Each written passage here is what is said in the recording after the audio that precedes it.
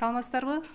Кыргыз Республикасынын президентине караштуу мамлекеттик тил жана тил саясаты боюнча улуттук комиссиянын жетектөөчү адиси Айгерим Сабыралиева бүгүн эмгек жана социалдык камсыздоо жана миграция министрлигинде сабаттуу жазуу жумалыгы өтүп жатат.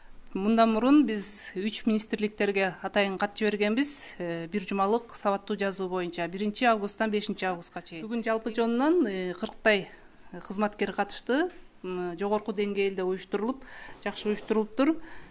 Азыркы биз жыйынтыгын карап көрсөк, 5 алгандарды бүгүн жарыялайбыз. Худайбердиева Адилет Авазбековна деген кызматкерибиз 5 деген баага татыптыр.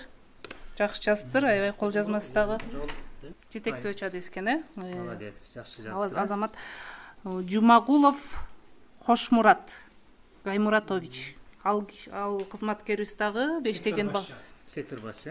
5 деген баага татыптыр.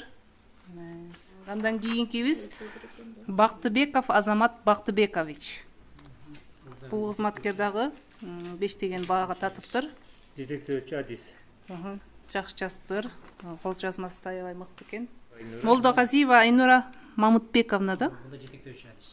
Бул кызматкерибиз дагы 5 деген баага татыптыр. Анан калгандары болсо башка баалар бар. 4 жакшы баалар бар. Келип кызыккандар болсо биздин мамлекеттик тил комиссиясына келип ушу кызматкерлер өздөрүнүн баасын көрүп кетсе болот. Буларды сиздер алып кетесиздер да? Алып кетебиз. Бул купуялуу. Ар ким өзү келип номер менен көрөт. Баамды көрөйүнчү десе биз көрсөтөбүз. Ошентип бүгүнкү ошол эмгек жана социалдык өнүктүрүү министрлигинде 5 миграциясында 5 деген бааны алгандардан канча болду ошол? 4.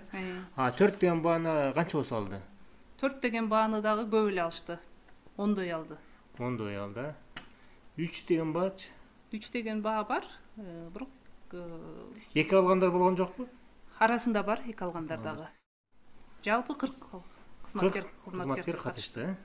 Мен эксперт катары катышып отурам бул сынакка. Мен өзү филология илимдеринин доктору, Арабаев университетинин профессору Сыдыкова Толуна Көчкөнбаевна. Эми биз жазуу иштеринин критерийлерине карап баалоого аракеттендик.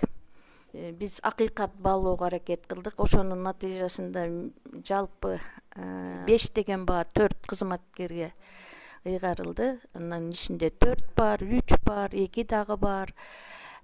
Жалпы жонунан биздин президентибиздин көтөрүп жаткан маселеси эң туура, колдоого аларлык. Мына ушундай иштерди жүргүзүп отурсак, биздин мамлекеттик тилибиздин өсүп өнүгүүсүнө кандайдыр бир деңгээлде салым кошот деп ойлойбуз.